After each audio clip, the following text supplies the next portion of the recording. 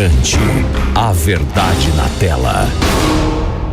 Olá, está no ar mais um Flagrante Jovem Pan para todo o Brasil pela TV Jovem Pan News. Eu sou a Letícia Miyamoto, ou como você prefere me chamar aqui no programa, Delegada da Notícia. Agradeço sempre o carinho da sua audiência. A partir de agora, você vai ver comigo casos da vida real, flagrantes que chocaram o Brasil. A notícia contada de uma maneira diferente, só do jeito que o Flagrante Jovem Pan traz para você. Hoje nós começamos o programa com as imagens desesperadoras do resgate da jovem em Guarujá, no litoral sul de São Paulo. Kaique, coloca para mim as imagens. Olha só, o desespero não só dessa jovem, como também dos próprios bombeiros que estavam ali com ela. Ela foi para a cidade acompanhada do namorado a passeio. Os dois decidiram entrar no mar, mas não imaginavam o que estava para acontecer. O casal foi puxado por uma correnteza muito forte. A jovem estava se afogando e o namorado conseguiu salvá-la, fez com que ela subisse nas pedras. Um bote salva-vidas conseguiu resgatá-la, mas o rapaz, infelizmente, não foi encontrado naquele dia. Imagina só para essa namorada. Vamos ouvir o desespero dessa jovem que queria voltar ali para ajudar no resgate do namorado dela. Mostrando o maluco que tá batendo. Tá com a gente, tá indo embora. Volta a o GV que tem uma de risco. A gente vai vir buscar você.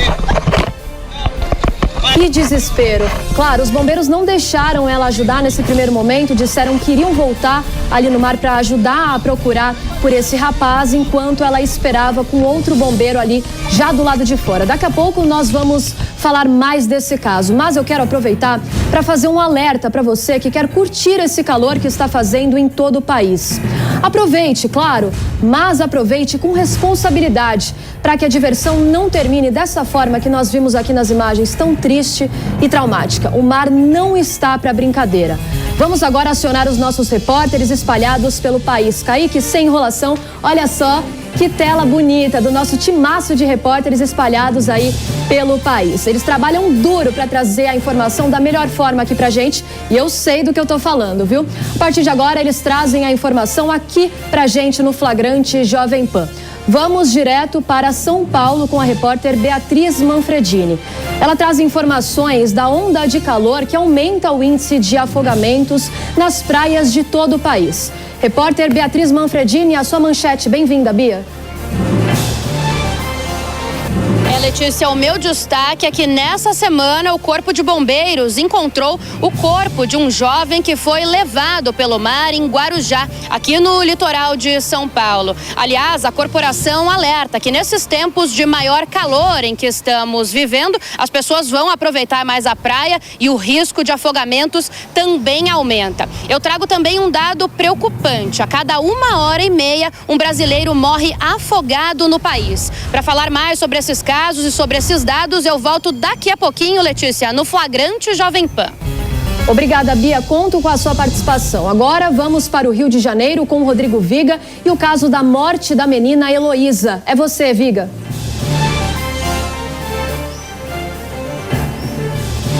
É isso, Letícia. Seguem as investigações em torno desse crime de repercussão nacional, eu diria até internacional, envolvendo a morte da pequena Heloísa dos Santos Silva, de 3 anos de idade, atingida por tiros numa abordagem trágica e equivocada de agentes da Polícia Rodoviária Federal. Estão afastados de suas funções, cumprindo medidas cautelares, o Ministério Público Federal tentando a prisão preventiva desses agentes, e os parentes vêm contando detalhes de como tudo aconteceu naquele episódio em 7 de setembro, na altura do Arco Metropolitano, em Saracuruna, na Baixada Fluminense. O corpo da menina foi sepultado no último final de semana em Petrópolis, região de Serra do Rio de Janeiro. Investigações sendo feitas por Polícia Civil do Rio de Janeiro, Polícia Rodoviária Federal, Ministério da Justiça, a família e a sociedade, de uma maneira geral, cobra uma resposta para esse caso. Já mais detalhes, Letícia.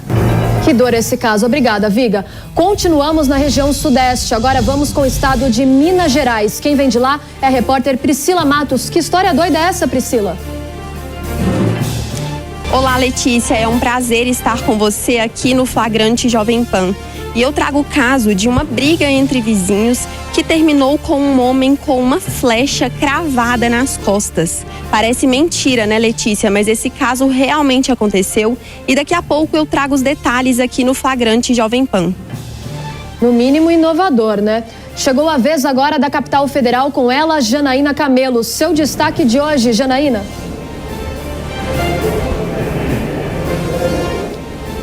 Letícia, aqui no Distrito Federal, a Polícia Civil deflagrou uma operação contra uma organização criminosa que simulava acidentes de trânsito com carros importados para receber o dinheiro do seguro dos veículos. Segundo a polícia, o grupo causou um prejuízo aí de R$2 milhões às seguradoras. Ao todo, 6 pessoas foram presas e todas com boas condições financeiras, viu? Entre elas um empresário e um ex-policial militar. Daqui a pouco eu volto com mais detalhes dessa operação. Com certeza, obrigada, Janaína. Ainda no Centro-Oeste, mais uma vez aqui conosco, José Carlos Araújo. O que você traz dessa vez, meu amigo? Bem-vindo.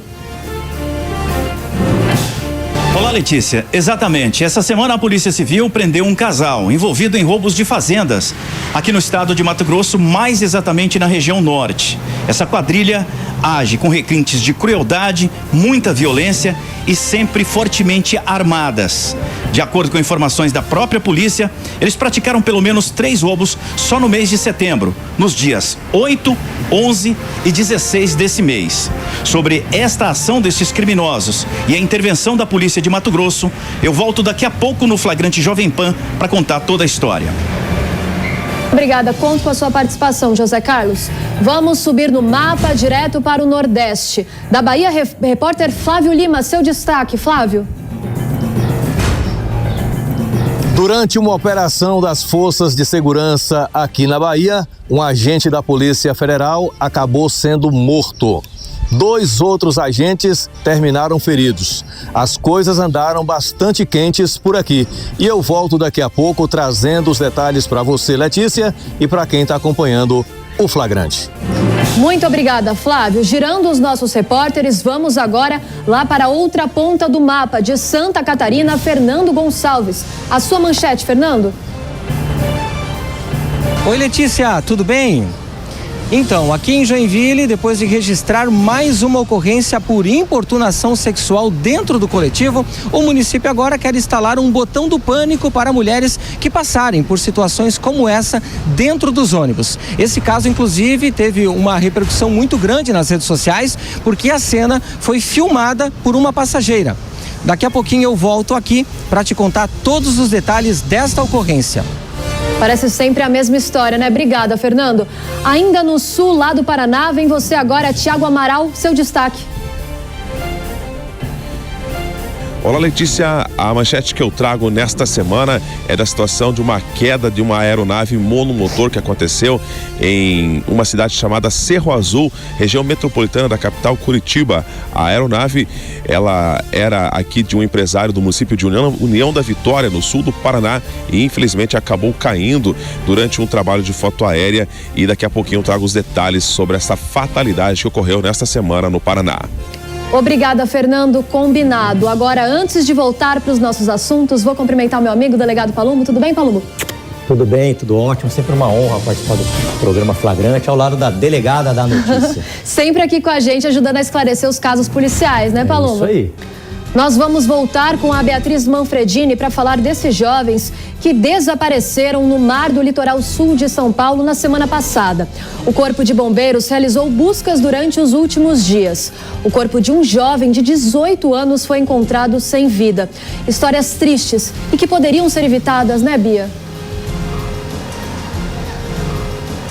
Pois é, Letícia, são histórias tristes e que infelizmente se repetem, né, ano a ano, não só aqui em São Paulo, como em todo o país, e que, como a gente adiantou mais cedo, ficam mais frequentes quanto maior o calor. Vamos começar falando um pouco do Guarujá, né? A cidade litorânea foi palco aí de pelo menos 3 afogamentos na última semana, e um deles pelo menos terminou em óbito. Foi o caso do jovem Nicolas Araújo, de 20 anos, de Itaquaquecetuba, aqui no interior da capital paulista. Ele estava na Praia Branca, no Guarujá, quando se afogou. De acordo com o Corpo de Bombeiros, esse afogamento aconteceu no último domingo e aconteceu assim que ele entrou no mar. A corporação diz que ele foi arrastado por uma chamada corrente de retorno logo que entrou. E aí, na última terça-feira, equipes de Bertioga encontraram o corpo dele, que foi quase que imediatamente reconhecido pelo avô. A corporação tem imagens, dos resgates, não só de Nicolas, mas também de outro caso que chamou a atenção nessa semana, também em Guarujá, mas aí na Praia da Enseada, uma praia muito frequentada por turistas. Dois jovens, um casal de namorados, foi de excursão para o Guarujá, passar ali um tempo e acabou também se afogando. Nesse caso, nós temos o Daniel, um metalúrgico de Piracicaba, que estava então na cidade por excursão, e cerca de 3 horas antes do caso que a gente contou agora há pouco do Nicolas, ele e a namorada também se afogaram, precisando aí participar desse resgate. A namorada dele já foi resgatada. É interessante a gente dizer então que o Corpo de Bombeiros faz um alerta para esses casos de afogamento, que sempre vão aumentando, durante a temporada de verão. E a gente está falando muito de praia, estamos falando do Guarujá, mas é importante dizer que esses casos de afogamento, eles não acontecem só nas praias, mas também nas piscinas. Esse é um outro alerta que a corporação faz. É preciso prestar atenção tanto às praias quanto às piscinas, dando uma atenção especial aí também às crianças. Claro que o mar sempre tem um perigo ainda maior, mas as piscinas também têm bastante afogamentos registrados. De acordo com os dados do governo de São Paulo e do Corpo de Bombeiros, olha, só no ano passado foram 3.100 afogamentos no estado, isso em 2022. Um aumento de 11,7% em relação a 2021, quando foram 2.800 afogamentos em todo o estado de São Paulo. E aí a gente estava falando dessa questão de praia, piscina, quando a gente pega o levantamento das cidades que mais registraram afogamento no ano passado, nós temos, olha, Sorocaba e São José dos Campos, que não tem praia, portanto afogamentos em piscinas, e depois as cidades do litoral. Obrigada, Bia. E o corpo do namorado da jovem resgatada pelo grupamento de bombeiro marítimo no Guarujá, que a Bia citou aqui pra gente na reportagem agora, também foi encontrado nessa semana. A vítima foi identificada como Daniel José Mendes dos Santos, de apenas 18 anos. Agora eu vou abrir espaço com o primeiro-tenente do GBMAR, Alberto Guimarães, porque foi ele que participou e coordenou as buscas naquele dia em que as vítimas sumiram. Tenente Alberto, bem-vindo aqui ao Flagrante Jovem Pan. Boa tarde, está à disposição. Obrigada pela sua participação e parabéns pelo trabalho. Tenente, as buscas foram incessantes durante toda a semana. A gente chegou a acompanhar todo esse trabalho incansável dos bombeiros aí em Guarujá.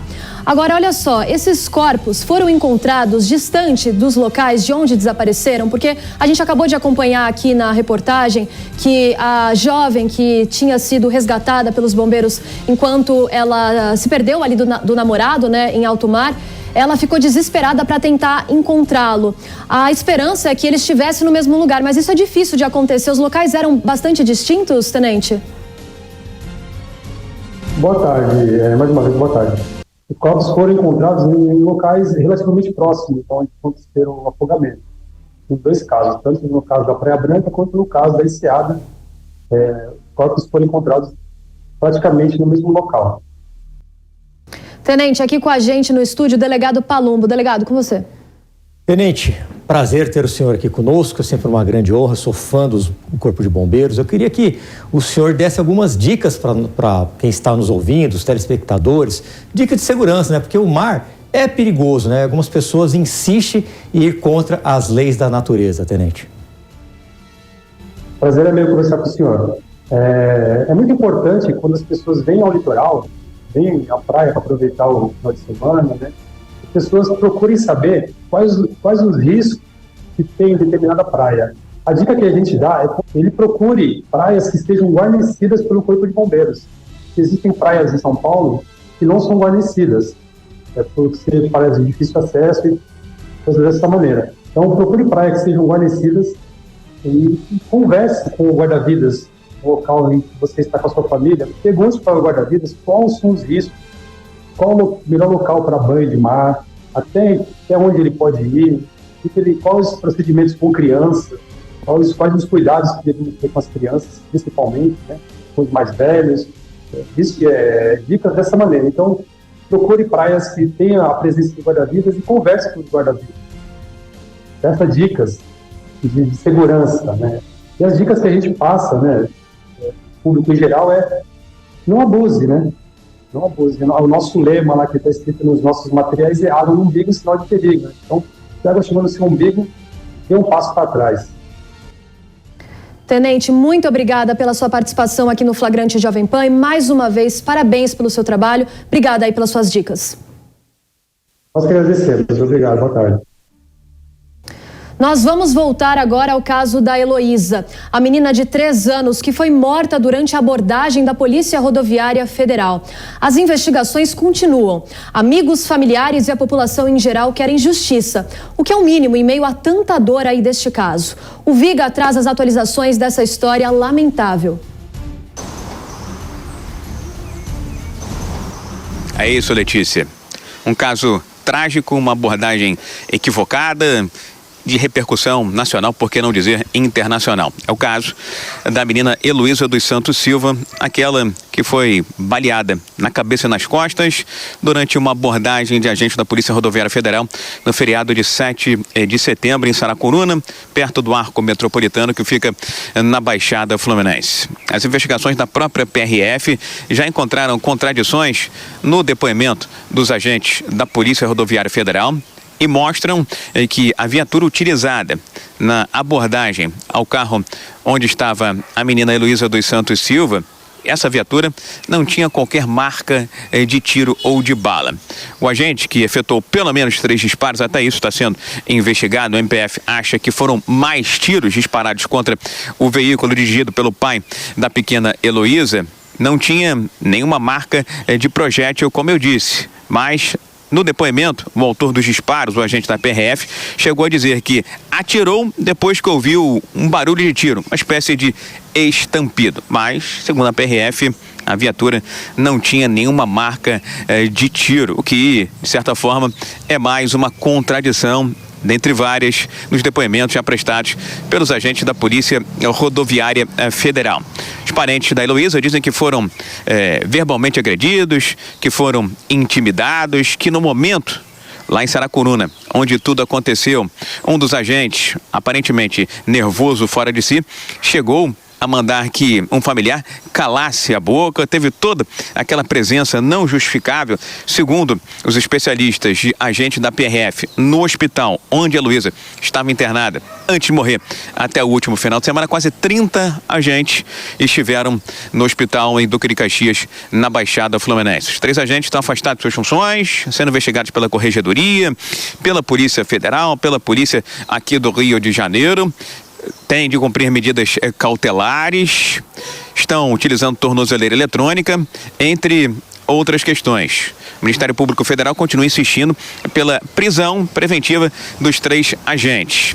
Tentou na primeira instância, na Justiça Federal não conseguiu e agora está interpelando, está, como se diz, provocando o Tribunal Regional Federal da 2ª Região, que atende tanto o Rio de Janeiro quanto o Espírito Santo. A família está destruída, dilacerada, foi uma vida de apenas 3 anos que se foi e os parentes cobram justiça, nesse caso da menina Heloísa dos Santos Silva. Há um movimento, inclusive, para que seja feito um pedido de indenização à família contra o governo federal, contra a União, que é a responsável pela PRF. Letícia.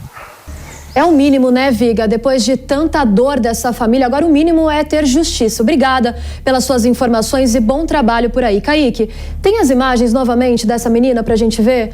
Olha só, apenas 3 anos de idade. Não sabia o que estava acontecendo, uma menina doce, linda. Estava ali acompanhada da família, mesmo que realmente o veículo fosse roubado, tivesse algum problema, né, com o carro ali da família. Ela é uma pessoa que estava acompanhada da mãe, do pai, da tia, pelo que a gente acompanhou aí na reportagem do Viga.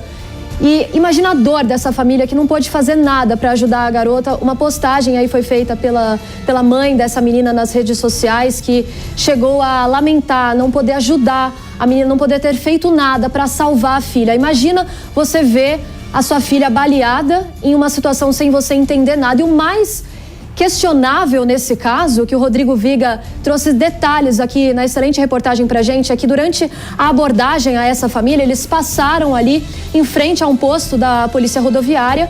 Aparentemente, pelo que a polícia disse, teve uma ordem de parada, mas a família diz que não, que eles seguiram viagem, seguiram normalmente ali pela rodovia, e então perceberam que estavam sendo seguidos por algumas viaturas ou uma viatura. E no momento que o pai, que dirigia esse veículo, decidiu encostar, ele não conseguiu fazer isso a tempo, porque ele já teve a filha baleada. Delegado Palumbo. Olha, Letícia, é uma tragédia, né? O tiro policial é o último recurso. Jamais ele é o primeiro. O policial ouvir um estampido não é motivo para atirar. O policial tem que atirar naquilo que ele vê, numa ameaça real, e não ouvir um barulho e atirar.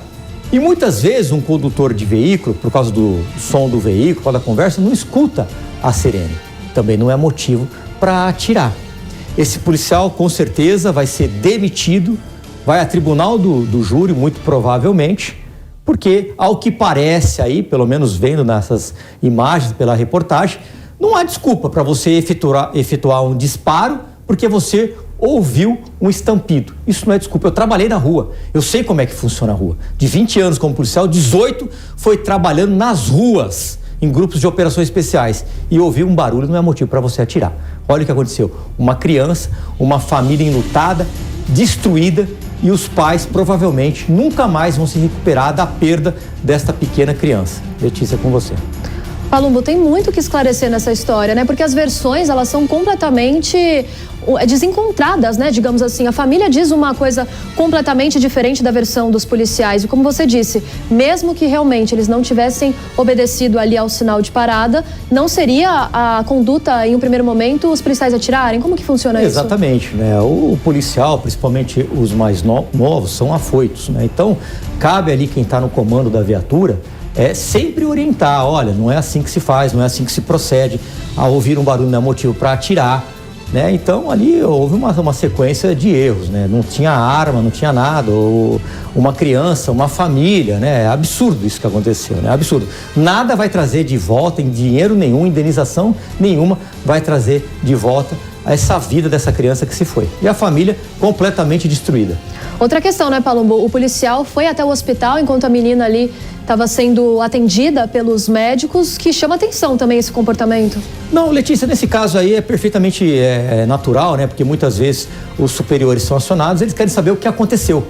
Né? Já aconteceu comigo quando eu trabalhava no grupo de operações especiais, eu fui até o hospital para saber o que aconteceu. Como superior hierárquico, é natural que a polícia às vezes vá até o hospital para colher informações ali preliminares para determinar o que foi que aconteceu, ou quem vai ser culpado, quem vai ser indiciado. Isso é uma coisa natural, Letícia. Pelo menos então mostrou uma preocupação ali desse policial, exatamente, né? Entendeu o que tinha acontecido com a menina. Bom, agora vou acionar Minas Gerais com a repórter Priscila Matos, que traz a briga de vizinhos que acabou com uma flecha cravada nas costas de um homem. Cruel e no mínimo inovador, né? Parece mentira. Conta essa história pra gente, Priscila. Letícia, infelizmente as brigas entre vizinhos são muito comuns. E dessa vez o desentendimento entre os vizinhos terminou com um homem com uma flecha cravada nas costas. Esse caso aconteceu em Bom Jesus do Galho, no Vale do Rio Doce, aqui em Minas Gerais. A vítima, de 39 anos, contou aos policiais que estava na garagem de sua casa fazendo a manutenção de uma motocicleta, quando o vizinho, de 43 anos, começou a disparar várias flechas na direção dele sem motivo aparente. Ele foi atingido na barriga e nas costas do lado esquerdo, onde a flecha ficou cravada. Você consegue ver aqui nas imagens como essas imagens são chocantes. A flecha realmente ficou cravada nas costas dele. Depois do fato, ele foi levado a um hospital em Ipatinga, onde recebeu atendimento médico e passa bem. O vizinho, autor das flechadas, fugiu depois do crime e segue foragido. No entanto, ele não saiu ileso não, Letícia. Provavelmente ele levou alguns tiros, segundo a PM. Cápsulas de bala foram recolhidas pelos militares na porta de sua casa. A perícia compareceu ao local do crime e a arma usada pela vítima foi entregue voluntariamente aos policiais e apreendida. Além de levar a flechada, esse homem de 39 anos recebeu voz de prisão por ter atirado no autor das flechadas. Que história bizarra, né, Letícia? Eu volto com você. Com certeza. Obrigada pela sua reportagem, Priscila. Kaique, tem essas imagens pra gente ver aqui novamente? Como eu disse, no mínimo inovador e cruel, né? Parece um filme do que? Faroeste, né? Olha só, a imagem essa é a que chama mais atenção. A flechada aqui que ele tomou nas costas. E outra coisa também, outro detalhe que chama muita atenção. Pode voltar, por favor, naquela imagem, Kaique? Que aparece que ele está com uma arma ali na mão, né? Que como a nossa Priscila trouxe a informação pra gente, ele tentou atirar depois no rapaz que teria atirado essa flecha nele. Palumbo, briga de vizinho costuma ser comum, mas dessa vez foi algo surpreendente, a gente vê né? Facada, né? Agora flechada é inusitada, eu nunca tinha visto, né? Ele é uma escopeta calibre 12, é uma arma que se tiver com uma munição chamada balote, ele faz um estrago terrível. Aliás, a curta distância, o efeito dela, os danos dela, ele é quase que igual ao de um fuzil. A curta distância, 10, 15 metros, né? É uma arma aí muito letal, essa calibre 12. Ele tentou atirar, né? Chegou a atirar de fato, ele só não conseguiu atingir aquele homem. Então chama atenção também, porque ele já tinha tomado ali a flechada nas costas. Mesmo assim, o sangue no olho devia ser tão forte que ele partiu para cima do vizinho. Exatamente, né? E parece que errou, né? Porque um tiro de balote em qualquer lugar do corpo neutraliza na hora, viu? É muito complicado, né? A munição é extremamente potente. Os vizinhos não estão para brincadeira não, viu? Cada vez mais intolerantes aí. Esse caso chega a ser um pouco até engraçado pela forma ali da flecha, mas é algo cruel, né? E como eu disse, chama muito atenção, poderia ter tirado a vida desse homem que tomou a flechada nas costas e também do outro vizinho que por pouco não foi alvejado por este homem. Bom, agora vamos a Brasília, porque uma quadrilha foi presa por forjar acidentes e enganar seguradoras para pegar o dinheiro da indenização. Kaique, tem as imagens de como esses veículos ficavam? Olha só, veículos de luxo, completamente destruídos, né? A gente percebe que realmente eram batidas fortes. O que essa quadrilha fazia?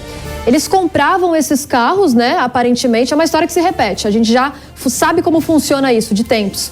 Eles compram os veículos que às vezes têm algum defeito, algum problema, fazem o seguro, forjam as batidas e recebem essas indenizações. Mas o que mais chama atenção aí neste caso é que entre os presos está um policial militar e uma pessoa que seria o responsável por essa organização. Mas o policial militar chama muito atenção, porque aparentemente, né, claro, seria uma pessoa para proteger, evitar esse tipo de situação. É isso, Janaína Camelo. Conta essa história pra gente. Exatamente, Letícia. É um crime muito audacioso, né? Na verdade, envolvendo inclusive um ex-policial militar e também um empresário. No total, foram 6 pessoas presas e todas são pessoas que têm boas condições financeiras, viu? Segundo a Polícia Civil, de famílias aí de classe média. Como esse grupo agia, Letícia? Ele comprava carros importados com defeitos e carros que geralmente eram difíceis aí de ser vendidos, né? E aí, então, o que eles faziam? A quadrilha consertava esses veículos e depois contratava um seguro com uma quantia de indenização de 100% do valor do carro na tabela FIPE, ou seja, era um valor muito alto de indenização, maior até que o próprio valor que a quadrilha gastava com a compra e o conserto do carro juntos. E aí depois o que acontecia? Eles causavam um acidente de trânsito propositalmente com cada veículo, a ponto de o carro sofrer perda total, dano total. A gente tem inclusive essas imagens aí desses carros, e eram carros de marcas muito caras, como Porsche, BMW, Mercedes. Olha só o estado que esses veículos ficavam. E aí, para enganar a empresa de seguros e evitar a descoberta, né, do esquema criminoso, essa quadrilha registrava os boletins de ocorrência na delegacia eletrônica, que é feito pela internet. Além disso, eles se revezavam na condição de proprietário do veículo, que recebia a indenização da seguradora, né? A gente tem imagens, inclusive, também do momento em que essa operação foi deflagrada em bairros diferentes aqui no Distrito Federal. Foram cumpridos 6 mandados de prisão temporária e busca e apreensão também, 6 mandatos expedidos pelo juiz da Vara Criminal e Tribunal do Júri de Braslândia, que é uma cidade satélite aqui do Distrito Federal. Inclusive, o ex-policial militar, que é acusado de fazer parte do grupo, Letícia, ele foi afastado da PMDF por ter emitido 150 cheques sem fundos. Ele e o empresário, né, eram os 2 líderes da quadrilha e os 2 eram quem compravam os veículos e aí registravam as ocorrências envolvendo outras pessoas, como parentes e amigos, inclusive as próprias esposas. Uma delas é até advogada. Bom, a polícia diz que o prejuízo às seguradoras é de, no momento, 2 milhões de reais. Esse mesmo valor já foi bloqueado aí nas contas dos 6 investigados, né? E todos eles serão indiciados pelo crime de organização criminosa, que prevê pena aí de 3 a 8 anos de prisão. Letícia, com você no estúdio. Obrigada, Janaína. Bom trabalho por aí. Kaique, tem como colocar, por favor, essas imagens novamente?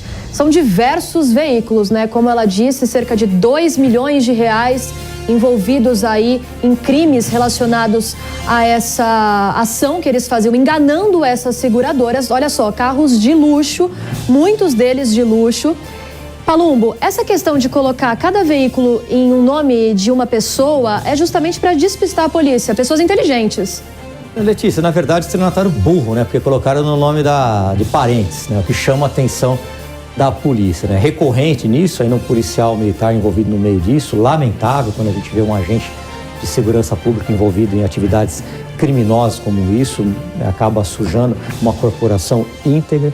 Mas são burros, porque colocavam o nome de parentes. Então, uma hora a casa ia cair. Esse negócio de que a casa não cai, cai sim. Agora vão gastar todo esse dinheiro com o advogado, que o advogado cresce o olho. Opa, tinha 2 milhões, então tem dinheiro para pagar advogado. Agora vão gastar todo o dinheiro aí que conseguiram fazer maldade para os outros com o advogado. Exatamente. Parece que eles queriam enganar, mas não deu muito certo, né? Ainda bem, né? Tentou ser inteligente, então, e não funcionou. Bom, vamos voltar com o José Carlos Araújo, lá do Mato Grosso, que vai trazer pra gente o caso do casal suspeito de assaltar fazendas no norte do estado. A polícia acredita que eles são integrantes de um grupo criminoso que atua nessa região. José Carlos, conta pra gente como que foi essa prisão. Mais uma vez, bem-vindo. Exatamente, Letícia, mas essa quadrilha já foi identificada aqui no estado de Mato Grosso pela Polícia Civil. Mais exatamente pelo GAECO, que combate o crime organizado pelo Ministério Público, e também uma equipe do BOP, da Polícia Militar, que inclusive confrontou pelo menos 2 vezes com esse grupo criminoso, essa organização criminosa especializada em roubos de fazenda. Foram pelo menos 3 casos que estão sendo investigados pela polícia aqui no Mato Grosso. Um deles no último dia 8, o outro no dia 11 e o outro no último dia 16 de setembro. Nós temos imagens, eu gostaria que o Kaique colocasse essas imagens pra gente aí, de pelo menos uma dessas ações. No último dia 8, na cidade de Nova Santa Helena, que fica a exatamente 600 quilômetros da capital do estado. Essa quadrilha fortemente armada chegou nessa fazenda e rendeu todos os funcionários, como mostram estas imagens. O que chama a atenção é que a polícia descobriu que, além do emprego de violência deste grupo criminoso, eles utilizam também armamentos pesados, como fuzis. Foi a partir dessas imagens que a polícia chegou a essa quadrilha, a essa organização criminosa. No primeiro confronto, 3 foram presos e 1 foi morto. Logo no início da ação e no início dos trabalhos também, no último dia 8 de setembro. Agora, recente, a polícia conseguiu prender mais um casal. Esse casal, que faz parte desta organização criminosa, estava em Alta Floresta, no norte de Mato Grosso, a cerca de 800 quilômetros da capital do estado, Cuiabá.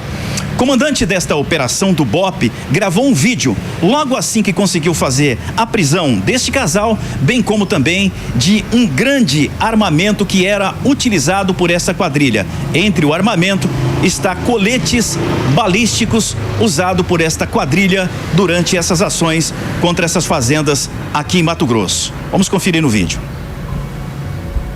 A equipe do Batalhão de Operações Policiais Especiais, o BOPE, juntamente com o GAECO e os bravos policiais do 22º Batalhão, deslocaram até o 9º Comando Regional da Polícia Militar Alta Floresta, em continuidade à ocorrência do dia anterior no município de Nova Santa Helena, onde na ocasião parte da quadrilha especializada em roubo de garimpo, fazenda e residência foram apreendidas 4 suspeitos.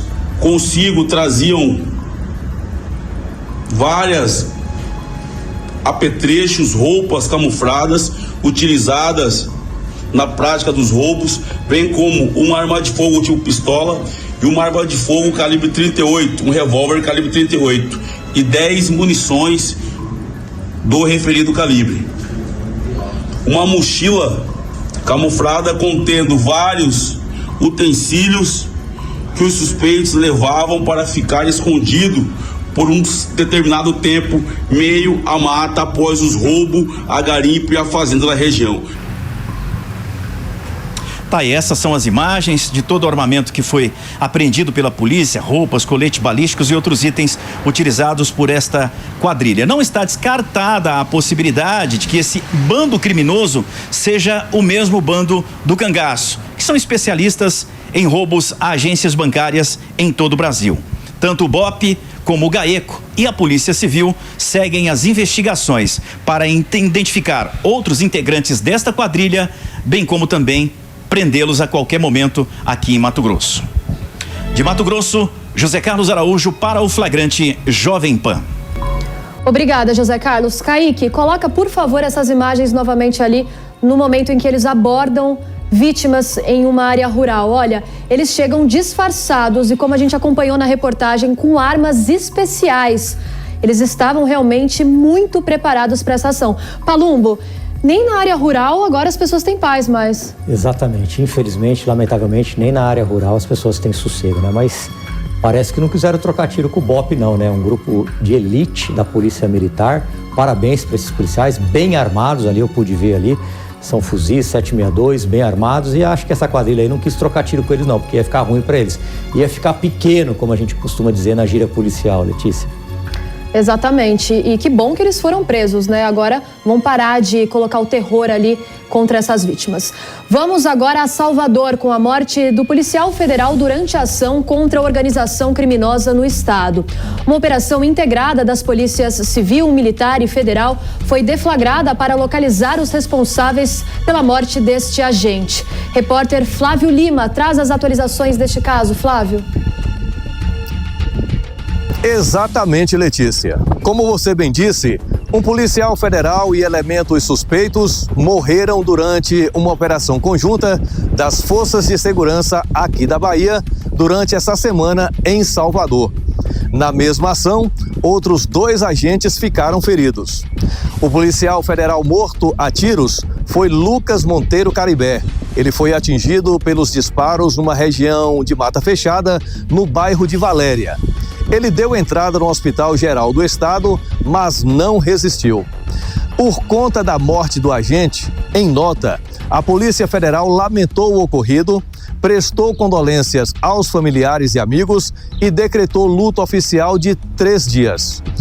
Olha, Letícia, mais uma vez a população foi prejudicada e o transporte público ficou suspenso nas regiões de Valéria e na BA 528, também conhecida como Estrada do Derba, e só foi retomado 4 dias depois do ocorrido. O policial civil Vocton Carvalho, atingido por estilhaços, terá tratamento custeado pelo governo. Mas essa atitude do governo, Letícia, só veio após uma campanha feita por amigos nas redes sociais que pedia ajuda para pagar o tratamento do policial civil. Ele perdeu a visão de um olho após ser atingido por estilhaços de uma munição durante a troca de tiros com os traficantes de Valéria. Os amigos chegaram a iniciar uma vaquinha virtual para custear consultas e outros tratamentos para o agente. Acredite, Letícia, durante essa semana, no transcorrer das ações, um helicóptero da Polícia Federal foi recebido a tiros por criminosos nos bairros de Cajazeiras, 11 e Palestina. Houve uma intensa troca de tiros com armas de grosso calibre, que inclusive foi registrada por moradores da região. Aeronaves do Grupamento Aéreo do GRAE, da Polícia Militar e do Comando de Aviação Operacional, CAOP, da Polícia Federal, deram apoio às equipes terrestres que realizaram varreduras no subúrbio ferroviário de Salvador. Minha cara Letícia, literalmente, as coisas andam quentes aqui na Bahia, não só pelo calor, mas também pelo terror implantado pelo crime organizado. Da Bahia, Flávio Lima, para o Flagrante. Obrigada pelas suas informações, Flávio, e bom trabalho por aí. Kaique, tem as imagens desse policial que foi morto? Ana, qual que é o nome dele mesmo? Você tem aí? Canibé? É isso, olha só, a imagem dele que saiu para trabalhar, colocou a vida em risco e não voltou para a família. Agora, você que está nos assistindo, pense que é o seu pai, seu marido ou seu filho numa situação como essa, porque é só assim, né, Palumbo, para as pessoas realmente sentirem a dor do próximo, pensando que é alguém da família, porque quando é alguém que está trabalhando, um agente de segurança que coloca a vida em risco, se a pessoa não coloca o pensamento dessa forma, muitas vezes não sente a dor de verdade dessa família, né, que perdeu essa pessoa, como eu disse, que saiu para trabalhar, Canibé, e não voltou para casa. Agora os familiares ficam sem e só assim para as pessoas realmente sentirem a dor. Exatamente, Letícia. Quem não é policial, quem não é parente de policial, nunca vai entender esse tipo de dor, né? A angústia de uma mãe que não sabe se o filho vai voltar para casa, né? O policial civil que foi atingido também não teve um tratamento digno. Aqui, num passado muito recente, o policial Martins, do Garra, ele tomou um tiro de fuzil. Lá em Minas, numa intensa troca de tiro em Tamonte, 10 bandidos mortos, ele quase perdeu o braço, quase perdeu a vida, ficou jogado aqui no corredor do Hospital das Clínicas. E só com a nossa interferência, a gente reclamando com o governador na época, ele foi colocado num quarto e teve o tratamento digno. É muito triste o que fazem os policiais aqui no Brasil, Letícia. Exatamente. Meus sentimentos de coração a todos os familiares e parentes, amigos desse policial que foi morto de uma forma tão covarde. Lucas Caribé, fazendo uma correção aí do sobrenome. Bom, agora vamos até o Paraná, onde a aeronave que estava desaparecida foi encontrada nessa semana em Curitiba. Os 2 tripulantes que estavam a bordo morreram. Uma testemunha flagrou o avião momentos antes da queda e registrou tudo, todas essas imagens. Vamos às informações desse acidente com o repórter Tiago Amaral. Pois é, Letícia, a situação lamentável que aconteceu aqui no estado do Paraná nesta semana foi a queda desta aeronave, um monomotor, um Cessna 170, de ano de fabricação de 1948. Este avião era de propriedade do empresário Carlos Roberto Franciscone. Ele morava aqui na cidade onde estou, município de União da Vitória, no estado do Paraná. Inclusive, ele deixava essa aeronave aqui em um dos hangares desse aeroporto municipal aqui da cidade de União da Vitória, e ele foi para realizar trabalhos então de foto aérea, já que ele tinha uma empresa de foto aérea. Ele e o seu colega, identificado como Cristiano Cloda, de 48 anos, que era morador de Malé, município muito próximo aqui de União da Vitória. Eles estavam então na cidade de Siqueira Campos, de onde partiram no último domingo com destino à região de Cerro Azul, do Touro Ulisses, lá na região metropolitana já de Curitiba, para a realização de imagens aéreas. Só que a aeronave não retornou, e durante já a noite de domingo o Corpo de Bombeiros foi informado desta situação, que a aeronave não havia retornado no horário combinado e era para ter retornado por volta das 16 horas, o que não aconteceu. Aí então o Corpo de Bombeiros iniciou as buscas ainda naquela noite de domingo. E olha só, a gente tem aí imagens de moradores que gravaram essas cenas através de celulares um avião, né? Esse avião sobrevoando o local lá entre Dr. Ulisses e Cerro Azul, e segundo as informações, o avião estava voando muito baixo e em seguida esses moradores escutaram o estrondo. Os próprios moradores saíram fazer buscas e o avião foi encontrado numa propriedade rural do município de Cerro Azul. Lá no local foram acionados os órgãos competentes e encontrados, portanto, os corpos, então, destes 2 profissionais da foto aérea. Os corpos foram levados para o IML de Curitiba e agora a investigação, é claro, fica junto aí às Forças Aéreas, juntamente com o CENIPA, para investigar as causas deste acidente que, infelizmente, culminou na morte de 2 homens que estavam trabalhando naquele domingo na cidade de Cerro Azul. O avião, ele foi localizado durante a tarde de segunda-feira, praticamente aí 24 horas após o seu desaparecimento, Letícia. Tiago, muito obrigada pelas suas informações. Não que seja o caso, mas as pessoas, vale também o alerta, ficarem bastante atentas à questão da manutenção dessas aeronaves, porque a gente vê muito acidente. Infelizmente, essas 2 pessoas perderam a vida, pessoas ali filmaram, a gente acompanhou na reportagem aqui do Tiago, um momento desesperador que essas testemunhas percebem que a aeronave iria cair, mas nesse momento, infelizmente, não tem mais nada que alguém possa fazer. Delegado Palumbo, é uma situação que ali em cima, né, enquanto... Não tem acostamento, Exato, não tem o que fazer, as pessoas, as testemunhas não tem como ajudar, as pessoas que estão ali ficam sem saber também o que fazer, né, Palumbo? Que desespero. Exatamente, né? Agora a aeronáutica vai investigar as forças aéreas, mas ninguém vai trazer a vida desses 2 pilotos de volta, né? E é o que você falou, né? A manutenção dessas aeronaves, helicópteros, pequenos aviões, tem que estar em dia, porque ali no céu não tem acostamento. Mais uma vez, meus sentimentos aos familiares, amigos, conhecidos dessas 2 vítimas, que pelo menos tiraram essa angústia do coração de ter 2 pessoas desaparecidas. Bom, agora vamos falar do caso de importunação sexual dentro de um ônibus em Joinville. Vamos voltar com o Fernando Gonçalves, de Santa Catarina, que vai contar essa história revoltante que repercutiu em todo o país. Fernando, é verdade que depois desse episódio querem instalar agora um botão de pânico para dar um apoio, para poder ajudar essas vítimas em situações parecidas?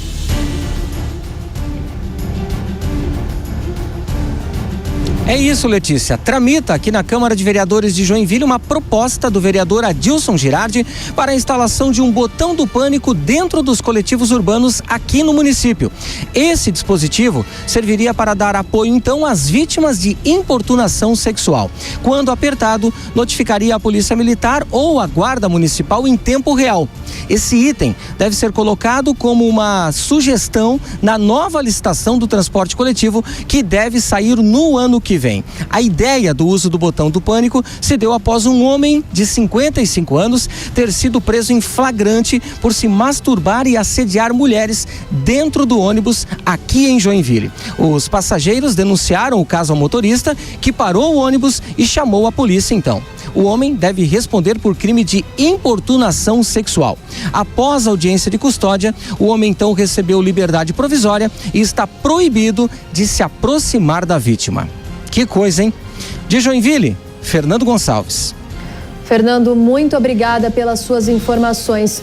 É uma medida muito importante para ajudar essas mulheres a buscarem ajuda, porque como eu já cheguei a dizer aqui no Flagrante Jovem Pan, no momento que isso acontece no transporte público, eu já cheguei a passar por isso.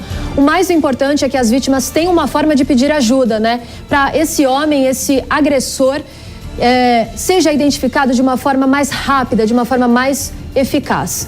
Nessa semana, o repórter farejador foi curtir um funk. Mas você deve estar pensando que ele foi em qualquer baile funk. Nada disso, viu? Estamos falando do repórter farejador, né? Ele simplesmente entrou num dos maiores pancadões da cidade de São Paulo, se não o maior. Esse baile é bastante conhecido, acontece há muitos anos em Paraisópolis, periferia da Zona Sul de São Paulo. E a reclamação de vizinhos também já acontece há muito tempo.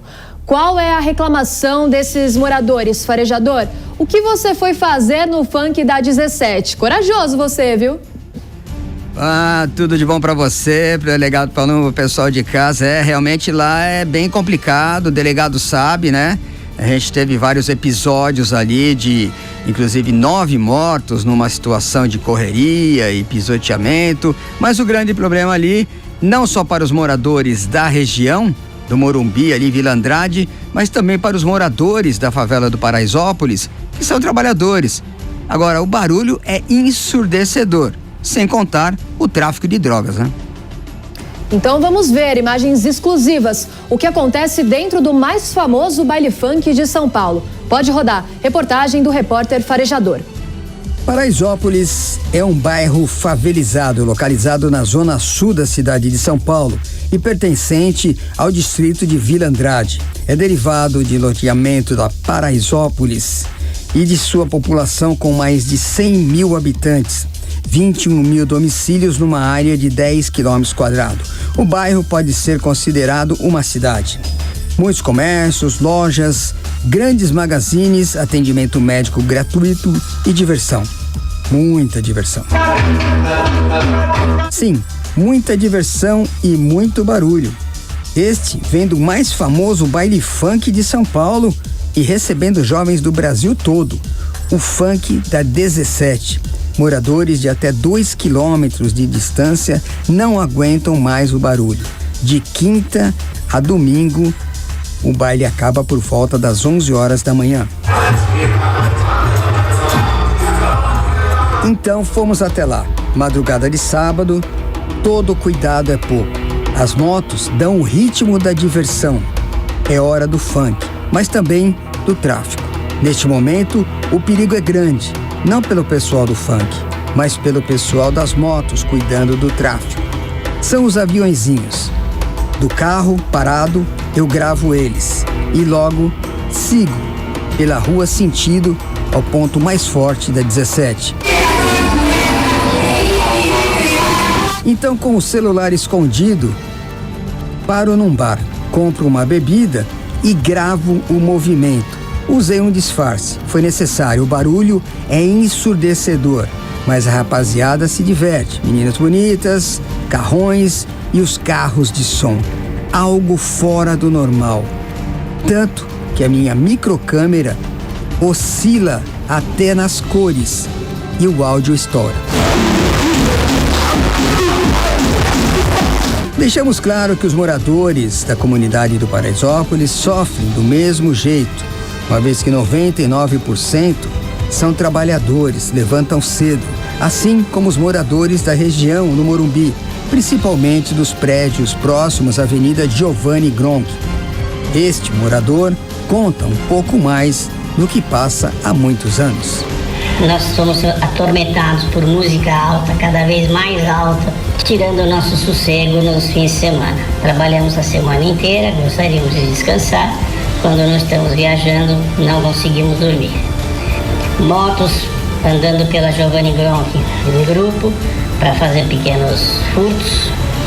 Rojões, 1, 2, 3, 4, 5 da manhã, para avisar que chegou a droga lá na comunidade. E a música alta, às vezes mais de uma ao mesmo tempo. O funk da 17 tem quase 2 décadas. Já foi palco de tragédia, onde 9 jovens morreram pisoteados em 2019.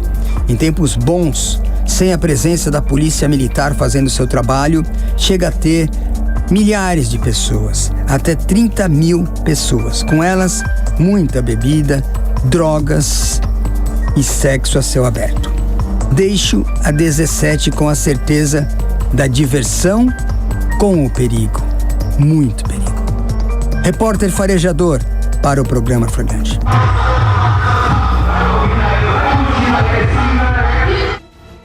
Há 2 décadas, esse baile está no mesmo lugar e ninguém consegue fazer nada. Que triste essa situação para os moradores. Palumbo, por que ninguém consegue ajudar essas pessoas? Porque não querem, porque lei já tem. Lei de contravenção penal, artigo 42, perturbação do sossego, está lá, tipificado na lei de contravenções penais. Lembrando, o funk é um estilo musical. Eu não sou contra o funk, eu sou contra o pancadão, que é essa bagunça generalizada com música alta, sem limite para acabar, sem horário para acabar, venda de drogas, sexo para tudo quanto é canto, menores lá, e não tem fiscalização. Deveria ter, tanto da prefeitura quanto do estado, mas não vão. Se você abrir qualquer comércio lá, os fiscais vão babando. Mas ali, onde atrapalha o sossego alheio, onde está atormentando as pessoas que querem dormir depois de ter trabalhado a semana inteira, não vai absolutamente ninguém. Então, falta pulso firme para as autoridades, porque se não tem autorização, não poderia funcionar. Sexo a céu aberto e drogas não é permitido.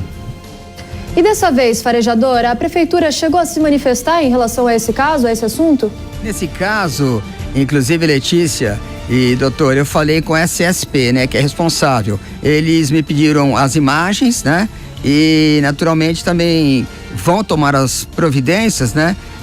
Eles fazem operações quando necessário. Eu já, inclusive, participei dessas operações e parece que, diante da nossa matéria e da situação que está voltando pós-Covid, eles vão, naturalmente, tomar providência, e essa providência deve ser o aumento de policiamento e também operações. Farejador, há muitos relatos de pessoas que entraram lá e não conseguiram sair. Como que você conseguiu ter acesso aí a esse local, ao baile da 17? Olha, Letícia, eu sou um profissional que eu adoro desafios, adoro essa adrenalina, né? Que o delegado viveu e vive há muitos anos. Mas tem que ter muita cautela, muito cuidado e ter muita rodagem para você entrar numa comunidade grande, onde tem traficante, olheiro e tudo mais. Então eu usei um disfarce, né? Eu tenho algumas tatuagens, que é bom, né? Então você tem um esquema, não posso revelar aqui, tem um esquema, uma vestimenta para você usar, e eu não bebo, mas tive que comprar uma latinha de cerveja. Tem todo um esqueminha, você entendeu? Para você saber entrar e saber sair, né, delegado? Tem que saber entrar. Exatamente. E saber sair na hora certa. Sair, tem que saber se portar, como se portar, como falar, porque um erro ali pode custar a vida. Se alguém confunde você ali ou descobre que você está fazendo alguma matéria contra eles, com certeza você iria pagar com a vida. Ali não tem audiência de custódia, não. E falta pulso firme das autoridades. Porque não é possível as pessoas ao entorno não conseguir dormir. É só a gente se colocar no lugar das pessoas. Você trabalha a semana inteira. Aí sábado você quer dormir para acordar um pouco mais. Você não consegue. É ensurdecedor. É um inferno. E eu não sou contra funk. Mas pancadão não dá para aguentar. Funk é um estilo musical e a gente tem que respeitar. Pancadão não. Pancadão é contra a lei. Você não pode perturbar o sossego alheio. Isso está na lei. Então lei já tem. Basta as autoridades ser mais firmes. Letícia e delegado, pessoal de casa, rapidamente falando, em outras situações, inclusive com esse massacre que teve, né, pessoal que morreu infelizmente, e outras situações também, eu conversei já com vários moradores lá. Eles não têm como, sem a presença do policiamento, das autoridades, fazer nada. Porque como é que ele vai chegar pro pessoal do pancadão e falar, dá pra baixar aí? O cara vai você entendeu? Eles são reféns, né? Não tem condições. Então aquele trabalhador, como o delegado falou, não vai dormir. Vai trabalhar, mas não vai dormir. Vai trabalhar igual um zumbi. Eles são reféns ali, não dá para eles reclamarem, porque se eles reclamarem, eles vão sofrer represália do crime. Ali é uma organização criminosa com venda de drogas, venda de bebidas, adegas que ficam com essas músicas insuportáveis, que não tem fiscalização nenhuma, a prefeitura e o Estado pouco faz, e a população de bem que só deseja descansar, não consegue descansar. Isso se repete não só na Zona Sul, mas na Zona Norte, na Zona Leste, na cidade de Tiradentes, em todos os lugares de São Paulo, e a polícia pouco está fazendo junto com as demais autoridades. Farejador, por favor, hein? Toma cuidado que a gente precisa do seu excelente trabalho aqui semana que vem de novo, viu? Parabéns.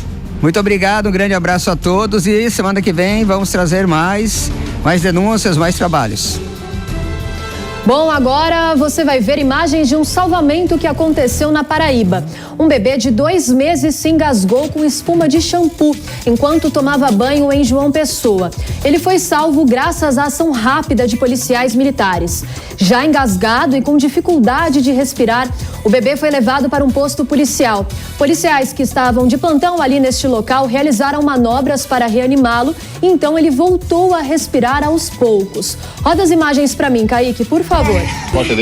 Com o bebê virado com a cabecinha para baixo, olha só, o agente faz as compressões e as massagens, manobras ali já conhecidas, mas que também exigem um preparo desse agente.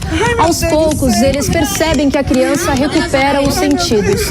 Que alívio, parabéns aos policiais responsáveis por salvar essa criança. Mesmo depois ali que ele já fica desengasgado, ele aperta a mão do policial e não chega nem a chorar, Palumbo. Que preparo, né, desses agentes? Que preparo e que orgulho da Polícia Militar, principalmente desses policiais militares, né? Fica emocionante ver um resgate desse, um salvamento desse. Preparados, parabéns para eles. Com certeza. E é com essas imagens que a gente se despede hoje aqui do Flagrante Jovem Pan. Tchau, Palumbo. Deixa eu te dar mais um abraço aqui. Obrigado. Até semana que vem, viu? Obrigada pela sua participação. Muita alegria e honra. Olha, eu não posso deixar de fazer o alerta. Se você flagrou alguma situação que merece ser compartilhada aqui com a gente no Flagrante Jovem Pan, não deixe de nos mandar neste número que aparece aí na sua tela ou também nas nossas redes sociais. No meu Instagram, @aleticiamiyamoto, Miyamoto com Y. E o seu Instagram, Palumbo? @delegado Palumbo. É isso mesmo. Até semana que vem. Obrigada pelo carinho da sua audiência e continue na programação da Jovem Pan News. Até sábado que vem. Tchau. Flagrante, a verdade na tela. Realização Jovem Pan News.